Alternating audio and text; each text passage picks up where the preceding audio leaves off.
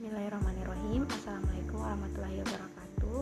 Saya Nurrahmi Jayatantri dari kelas A dengan NIM O1A120033 akan memaparkan materi saya mengenai metabolisme karbohidrat.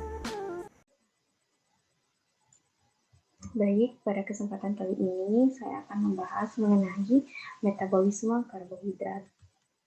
Adapun poin-poin bahasan yang akan saya bahas yaitu yang pertama, definisi glikolisis, glikogenesis, glikogenolisis, dan gluconeogenesis. Adapun pembahasan yang kedua yaitu siklus glikolisis, siklus Krebs, dan rantai respirasi transport elektron. Pembahasan yang ketiga yaitu hubungan metabolisme karbohidrat, lipid, dan asam amino. Yang keempat yaitu metabolisme di tubuh manusia. Kita ke poin nomor 1 yaitu definisi. Glikolisis merupakan proses penguraian gula 6 karbon menjadi 2 molekul asam pirufat berkarbon. Glikogenesis yaitu pembentukan glikogen dari glukosa. Peningkatan kadar glukosa dalam darah yang terjadi, misalnya beberapa saat setelah makan, menyebabkan pankreas mensekresikan hormon insulin yang menstimulasi penyimpanan glukosa dalam bentuk glikogen di dalam hati dan otot. Hormon insulin akan menstimulasi enzim glikogen sintase untuk memulai proses glikogenesis. Adapun glikogenolisis yaitu merupakan proses pemecahan molekul glikogen menjadi glukosa. Ketika tubuh dalam keadaan lapar dan tidak ada asupan makanan, maka kadar glukosa dalam darah akan menurun. Glukosa diperoleh dengan memecah glikogen menjadi glukosa yang kemudian digunakan untuk memproduksi energi. Adapun gluconeogenesis yaitu proses sintesis atau pembentukan glukosa dari sumber bukan karbohidrat. Molekul yang umum sebagai bahan baku glukosa yaitu asam pirufat. Namun oksaloasetat dan dihidroksiaseton fosfat dapat juga menjalani proses gluconeogenesis. Nah, gluconeogenesis terjadi terutama dalam hati dan dalam jumlah sedikit terjadi pada korteks ginjal. Gluconeogenesis sangat sedikit terjadi di otak, otot rangka, otot jantung, dan beberapa jaringan lainnya. Adapun pembahasan yang kedua yaitu siklus glikolisis, siklus Krebs, dan rantai respirasi transport elektron. Dalam siklus glikolisis, yaitu rangkaian reaksi kimia penguraian glukosa yang memiliki 6 atom C menjadi asam pirufat, yaitu senyawa yang memiliki 3 atom C, NADH dan ATP. ATP atau adenosin trifosfat merupakan senyawa berenergi tinggi. Setiap pelepasan gugus fosfatnya akan menghasilkan energi. Nah, pada proses glikolisis, setiap satu molekul glukosa diubah menjadi 2 molekul asam pirufat, 2 NADH, dan 2 ATP. Adapun siklus Krebs yaitu siklus asam trikarboksilat merupakan proses kedua katabolisme atau respirasi sel untuk menghasilkan energi yang lebih tinggi. Nah, siklus Krebs mengubah asetil koenzim A atau asetil-CoA menjadi energi untuk tubuh dan karbon dioksida sebagai produk sampingannya.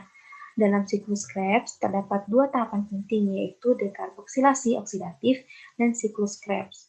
Dekarboksilasi oksidatif merujuk pada tahap perubahan asam pirufat menjadi asetil-CoA. Selanjutnya asetil-CoA akan dibawa ke matriks mitokondria untuk menjalani siklus Krebs.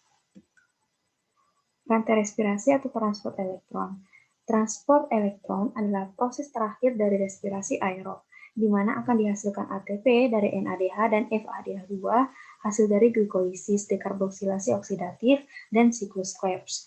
Transport elektron terjadi di membran dalam mitokondria. Di membran ini terdapat bagian-bagian penting yang berperan sebagai penerima elektron, yaitu kompleks protein 1, kompleks protein 2, kompleks protein 3, kompleks protein 4, ubikuinon, dan sitokrom C. Proses ini disebut juga dengan fosforilasi oksidatif dan ditemukan pada tahun 1948 oleh Eugene Kennedy dan Albert Leininger. Adapun pembahasan yang ketiga yaitu hubungan metabolisme karbohidrat, lipid, asa, dan asam amino. Karbohidrat akan dipecah menjadi glukosa, bentuk yang lebih sederhana, dan kemudian memasuki proses glikolisis. Protein akan diubah menjadi asam amino, yaitu menjadi bentuk yang lebih sederhana. Asam amino akan mengalami proses deaminasi menjadi NH3 menjadi asa keton yang sebagian akan memasuki proses glikolisis sebagai piruvat dan sebagian lagi ke siklus Krebs.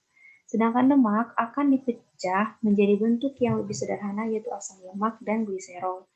Gliserol dapat diubah menjadi gliseraldehid dan masuk ke metabolisme karbohidrat pada glikolisis, sedangkan asam lemak akan mengalami beta oksidasi menjadi asetil-CoA. Poin yang terakhir yaitu metabolisme dalam tubuh manusia. Proses glikolisis aerob dan energi atau ATP yang dihasilkan satu glukosa. Respirasi aerob merupakan suatu reaksi katabolisme yang memerlukan suasana aerobik yang membutuhkan adanya oksigen yang sangat dibutuhkan demi menghasilkan energi pada skala yang besar. Energi yang disimpan yaitu energi dalam bentuk kimiawi yang sering disebut dengan ATP. Energi dalam bentuk ATP tersebut kemudian akan dimanfaatkan oleh sel dalam tubuh makhluk hidup sebagai sistem gerak transportasi reduksi. Untuk menunjang kebutuhan serta kegiatan yang lainnya, secara sederhana, respirasi aerob dapat dirumuskan sebagai C6H12 tambah 6O2 menghasilkan 6HCO2 ditambah 6H2O. Nah, untuk dapat memecah senyawa organik menjadi anorganik, didapatkan energi pada jumlah yang lumayan besar, yaitu sekitar 36 ATP. Respirasi anaerob merupakan salah satu proses katabolisme yang tidak memerlukan oksigen bebas, namun menggunakan senyawa tertentu seperti etanol ataupun asam laktat. Nah, asam piruvat yang diperoleh dari glikolisis dapat dimetabolisme menjadi senyawa berbeda, baik dalam keadaan ketersediaan oksigen maupun dalam tidak ketersediaan oksigen. Nah, apabila dalam kondisi tersedia oksigen atau aerobik, maka enzim mitokondria bisa mengkatalisis oksidasi asam piruvat menjadi H2 ataupun CO2 dan menghasilkan energi dalam bentuk ATP. Sedangkan pada keadaan tanpa adanya oksigen atau aerob, yaitu pada sebuah sel dapat mengubah asam piruvat menjadi karbon dioksida dan etil alkohol serta membebaskan ATP. Kemudian, oksidasi asam piruvat pada sel otot dapat menjadi CO2 dan asam laktat serta membebaskan ATP. Baik, sekian pemaparan materi dari saya. Lebih dan kurangnya mohon dimaafkan. Wabillahi taufiq hidayah. Wassalamualaikum warahmatullahi wabarakatuh.